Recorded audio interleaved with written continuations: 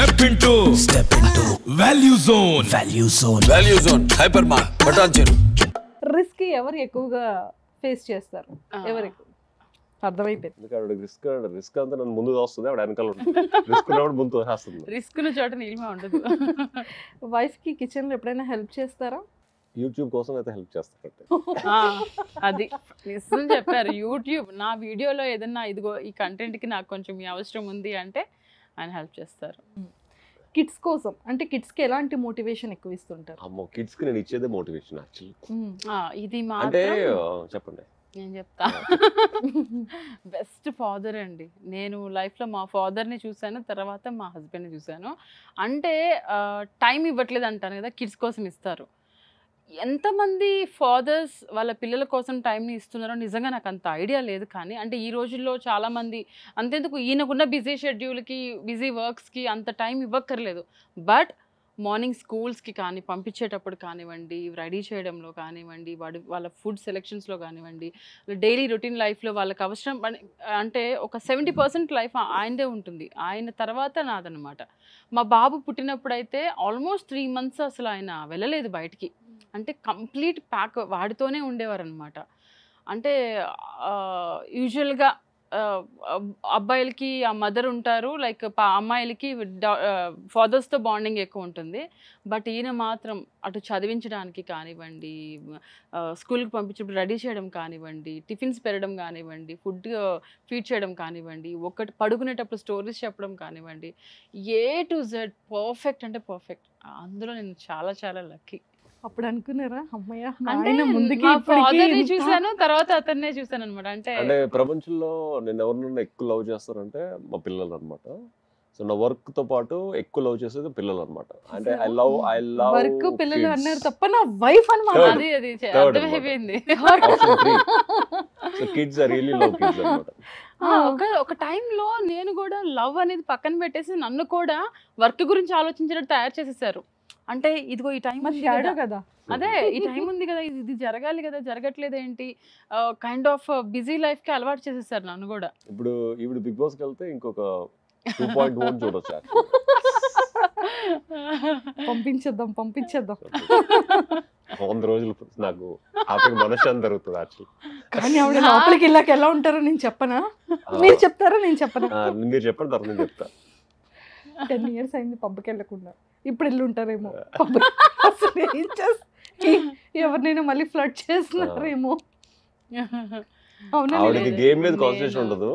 ఆవిడ పడుకున్నప్పుడు గ్యారంటీగా ఎవ్రీ సాటర్డే సండే హోస్ట్ వస్తారు కదా, మా ఆయన గురించి ఏమో తెలిస్తే కొంచెం చెప్పండి అని అడుగుతారు. ఆ టైప్. ఒకసారి మా ఆయన వీడియోస్ ఏమైనా చూపించండి, మా ఆయన ఫోన్ వస్తారు పంపిస్తే ఒకసారి చెక్ చేసుకుని మళ్ళీ మీకు ఇస్తానండి. లేకపోతే ఆవిడ డేటా సైన్స్ చేస్తుంది యూకే వెళ్ళి. ఆ డేటా సైన్స్ తో ఎక్కడో చిప్పు పెట్టుకుని ఆ బిగ్ బాస్ హౌస్ లో కూడా నైట్ ఇలా చూసుకుంటారు, నైట్ ఎవరికి మెసేజ్ పెట్టానా లేదా. చూడండి కోపం ఉందో చూడండి. అలా కాదు నీలిమ గారు, మీరైతే ఇది నా ఇన్స్టాగ్రామ్ ఓపెన్ చేస్తే ఎవరైనా ప్రపంచంలో ఎవరికైనా సరే 600 మందిని బ్లాక్ చేస్తారండి. ఎవరినన్నా 600 బ్లాక్స్ ఉన్నాయి యాక్చువల్ గా. నా యూట్యూబ్ నా వాట్సాప్ ఓపెన్ చేస్తే 210, ఒక దాంట్లో బిజినెస్ లో నార్మల్ ఏమో 180 మంది బ్లాక్ లిస్ట్ లో ఉంటారు. అమ్మాయిలు అబ్బాయిలో తెలియదు.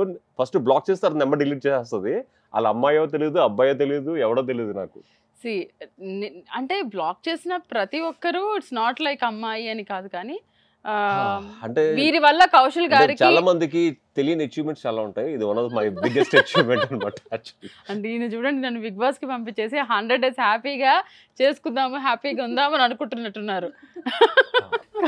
అంటే 10 సంవత్సరాలు మిస్ అయినవని ఆ 100 రోజులు చాలు వాళ్ళు. మళ్ళీ రావు నాకు. New year episode Kaushal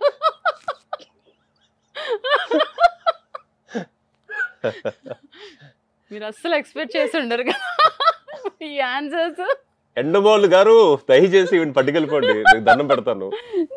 Endemol team కి, స్టార్మాకి ప్రత్యేక విజ్ఞప్తి, నీలిమ కౌన్సిల్ అనబడేవి ఇవ్వండి దయచేసి మీరు ఆప్షన్ లో పెట్టి. లేదు నేను బిగ్ బాస్ కి వెళ్తే మీరు అలా అనుకుంటున్నారు, ఇంకో లెక్క ఉంటుంది. నేను ఇంకొకటి 100 days and 14 days quarantine, 15 days అంటే మీకు 115 days కౌశల్ గారు. 150 days ఇంకా క్వారంటైన్ ఇంకా నడుస్తుందా? ఓకే. కానీ ఇంకొకటి తెలుసు, క్వారంటైన్ లో ఫోన్ ఉంటుంది కదా, ఫోన్ ఉండకూడదు. మెయిన్ అది, ఫోన్ కి నాకు సంబంధం ఉండకూడదు, ఈవిడికి అసలు ఫోన్ చేతిలో ఉండకూడదు. అప్పుడే నాకు ప్రత్యేక ఫ్రీడమ్ వస్తుంది. కాదు కౌశల్ గారు, ఇప్పుడు బిగ్ బాస్ హౌస్ లో ఎన్నో కెమెరాస్ ఉంటాయి కదా, ఇప్పుడు మీ ఇంటి చుట్టూ అన్ని కెమెరాస్ ఉంటాయి మీ బెడ్రూమ్ తో సహా, ఎవ్రీవేర్.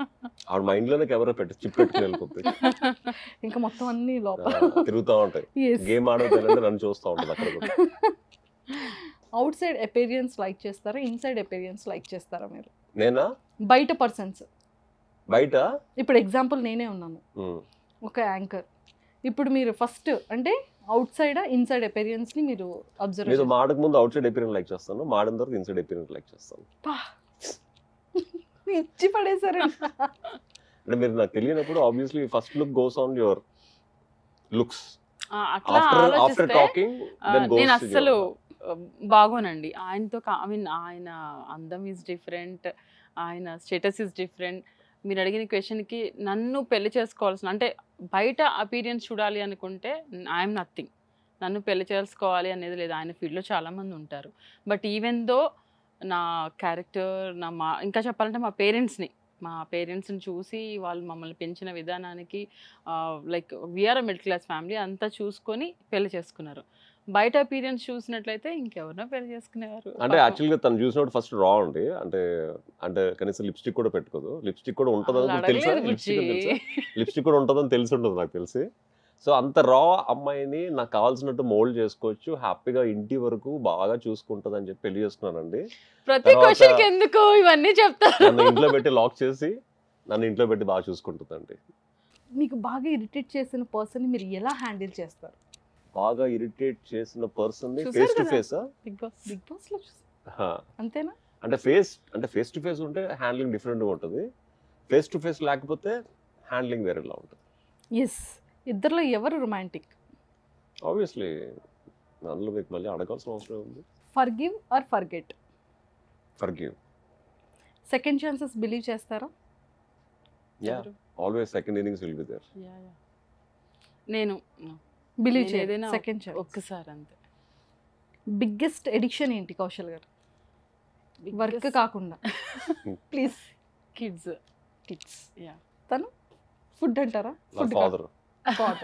నాకు పెళ్లికి ముందు కూడా నాకు తెలిసి ప్రపంచంలో నాకు before marriage what are the girl friends అంతసేపు వరకు మాట్లాడినా, ఆవిడ పొద్దున్న లెగిసిన దగ్గర నుంచి రాత్రి పడుకునే ద్వారా ఫాదర్తో మాడుతూనే ఉంటుందండి. ఏంటో నాకు ఆ క్వాలిటీ చూసి నన్ను చాలా మంది పెళ్లి చేసుకోవాలనుకున్నారండి. ఇంక మరి పెళ్లి చేసుకోవడం దేనికి? మీరు చేసుకోవాలనుకున్నది దేనికి? అబ్బా, మార్నింగ్ నుంచి ఈవినింగ్ వరకు వీళ్ళు ఫాదర్ ఇప్పటికి పెళ్లి చేసుకున్నా ఇంకొక ప్రపంచం లేదు. కరెక్ట్ గా 12 గంటలు ఫోన్ చేస్తారు, అమ్మా చిన్నారి టాబ్లెట్ వేసుకున్నావా? టాబ్లెట్ వేసుకోవడం కూడా ఫోన్ చేస్తారండి. అవును, మరి నువ్వు చెప్పు కదా వేసుకోమని. లైఫ్ లో ఫోన్స్ కాకుండా తన లైఫ్ లో ఏది లేకపోతే తనకి ఫుల్ఫిల్ అవ్వదు? ఫోన్ లేకపోతే మాత్రం, ఎగ్జాంపుల్ కోవిడ్ ఉంది, complete happy with the kids అనమాట. అంటే ఫోన్ లేకపోతే ఇంత అందంగా టైంని మనము యూజ్ చేసుకోవచ్చా విత్ మా హస్బెండ్తో అనేది నాకు అసలు బ్యూటిఫుల్ డేస్ అనమాట కోవిడ్ మాత్రం. అంటే కోవిడ్లో మనకి ఏదో ప్రాబ్లం అయిందండి. కొత్త ఇంటికి వచ్చాము మేము, అక్కడ there is no TV, there is no connection, net connection కూడా లేదు. బట్ ఎంతసేపు మరి మొత్తానికి మాతోనే ఎక్కువ ఉన్నారు. There is no TV and all.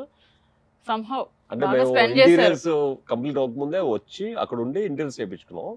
So అప్పుడు ఇంకా టీవీస్ ఏం తీసుకురాలేదు. బట్ ఎనీవే మీరు అడిగిన క్వశ్చన్ కి ఫోన్ లేకపోతే ఇంకా కిడ్స్. స్ట్రేంజర్ తో ఫ్లర్ట్ చేశారా? అబ్బో, నేను రోజు చేస్తుంది అది డైలీ. నీలిమ గారు విన్నారా? అసలు అలా చెప్తారు అంతే. అంత లేదండి, నేనున్నాను కదా. కాదు నీలిమ గారు, అంటే మీకు తెలిసిన తర్వాత ఆఫ్టర్ మ్యారేజ్ తర్వాత కౌశల్ గారు ఎప్పుడైనా సరే ఎవరైనా అమ్మాయితో చాట్ చేస్తూ కానీ మాట్లాడుతూ కానీ ఎప్పుడైనా దొరకడం కానీ అలాంటిది ఏదైనా జరిగిందా? అంటే ఆ టైంలో మీరు అసలు ఎలా హ్యాండిల్ చేశారు కౌశల్ గారిని? నేను ఆయన ఏమి అంత దూరం ఉండదు.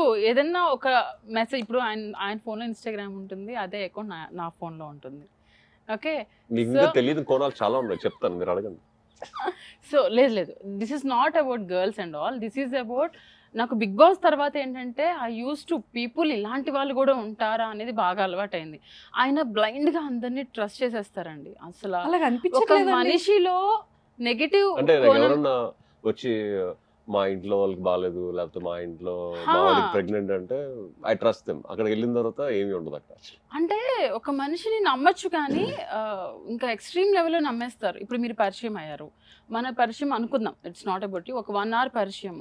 ఈ 1 hourలో ఆయన ఒక కంక్లూజన్ ఏంటంటే ఓకే ఇది చాలా మంచిది, ఏం తెలియదు, ఇంకొకసారి మీరు పరిచయం అయ్యి లేకపోతే ఒక కాల్ చేసేసి నాకు పలానా అవసరం ఉంది, ఐ మీన్ ఎమర్జెన్సీ, నాకు ఇది కావాలి, లేకపోతే నేను పలానా చోట స్ట్రక్ అయ్యాను, నాకు సమ్ ప్రాబ్లం ఉందంటే హీ బ్లైండ్లీ ఏ రకంగా హెల్ప్ చేయగలను అనేది చూసేస్తారనమాట. సో అటువంటి మెసేజెస్ వస్తున్నప్పుడు, అటువంటి రిక్వైర్మెంట్స్ వస్తున్నప్పుడు నేను ఆయన వరకు తీసుకువెళ్ళను. సో అక్కడికక్కడే నేను ఆపేస్తాను అనమాట. ఒక ఫ్యాన్ వచ్చి అన్నయ్య నాకు మీరు నడిపిన కారు కావాలంటే ఇచ్చేస్తాను. యాక్చువల్గా అంటే డబ్బులు ఇస్తా అన్నాడు, డబ్బులు ఒక 50,000 అడ్వాన్స్ ఇచ్చాడు, మొత్తం కారు తన మీద ట్రాన్స్ఫర్ చేస్తాను, ఇప్పుడు కొంచెం డబ్బులు కూడా ఇవ్వలేదు. అలాంటి ట్రస్ట్లు ఉంటాయి అన్నమాట. అంత అంటే ఎవరం చెయ్యం అలాంటివి. ఈయనలో ఉన్న పెద్ద మైనస్ అదే, నమ్ముతారు బాగా. సో నేను ఎంతో మందిని కంట్రోల్ చేస్తాను. మీరు ఇప్పుడు ఇన్స్టాగ్రామ్ ఓపెన్ చేసి చూడండి, ఒక 100లో 60-70 మెసేజ్ అబౌట్ ద హెల్పే ఉంటుంది. సో అంటే అంతమంది పంపిస్తూనే ఉంటారు.